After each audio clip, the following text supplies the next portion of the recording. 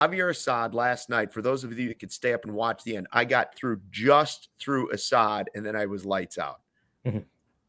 Javier Assad, the ass man, shoved against Team USA.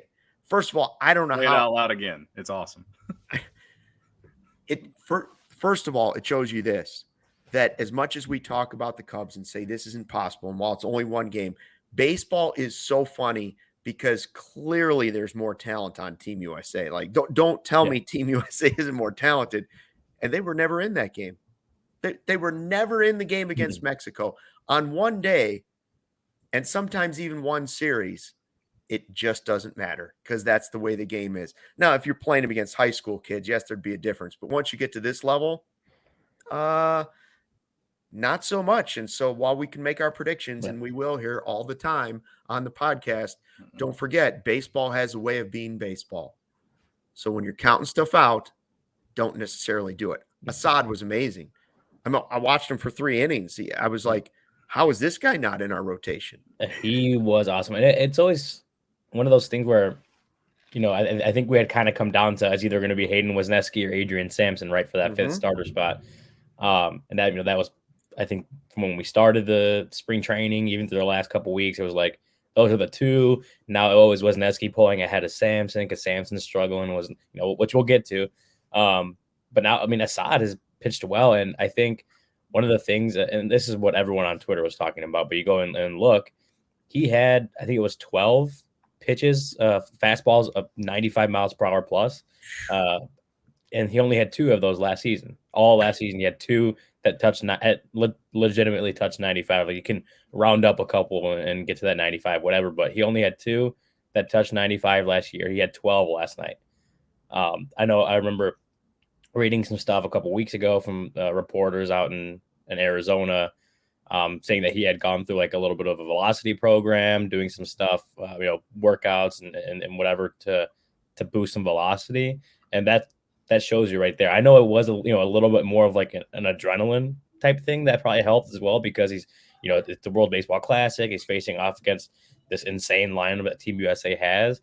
But the fact that he consistently touched 95 plus, which he wasn't doing that consistently last year, that tells you something worked, something clicked over the offseason with that program. So I think that was super exciting to see, especially I'm sure the Cubs, people were watching and seeing Javier Assad go out and dominate some lineups. So yeah, I think we have overlooked Assad throughout the entire offseason, but he's going to be making his push. And I tweeted it yesterday, even if he doesn't win that 5th starter spot, like yet last night his performance against Team USA is just another example of how he got himself in this, discussion in the first place. He's only 25, Cody. That's the one thing we forget about is like, it's not like he's a 29-year-old guy or a 30-year-old guy that's been around. They signed him an international free agent and he's only 25. And to watch him go from 91 a year ago, and then by the end of last season, like Ryan was saying, to 95, impressive. And last night, his last strikeout against Pete Alonso, he's at 97. So, first of all, I don't understand how that works.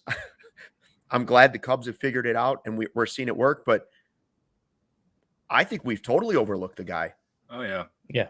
I think that Javier Assad could just be that example that the Cubs have to push to their minor leaguers that aren't necessarily getting highly touted down the road. You know what I mean? Like, it's awesome. I mean, we didn't know who this guy was last year, mid-year.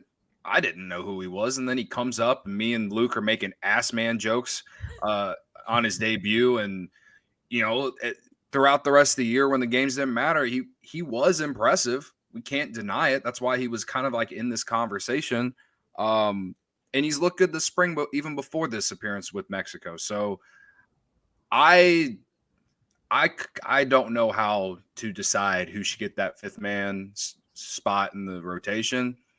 I know a lot of people are like, Wesneski, because he was just as electric over the weekend. Like, we keep saying, like, maybe him if he just completely blows our mind. Well, he's been blowing my mind with 4 perfect innings over the weekend as well. But Assad has looked just as good. And yeah, when he's throwing a little bit harder, now with this program and, you know, everything like that, it's like, I don't know how to make this decision. I think the Cubs are better are good no matter who they go with, in my opinion.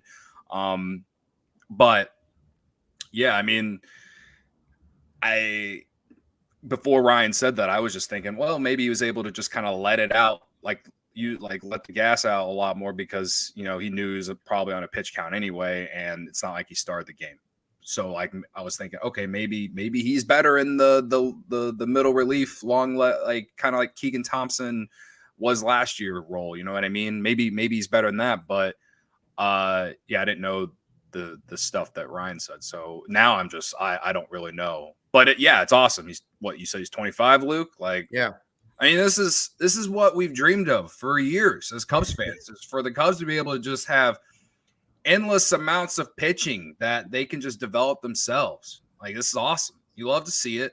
And yeah, we'll see what happens. I know a lot of people don't want to agree with it, but I still think Sampson opening day, but it's going to be a short leash with the way that Wesneski and Assad are pitching.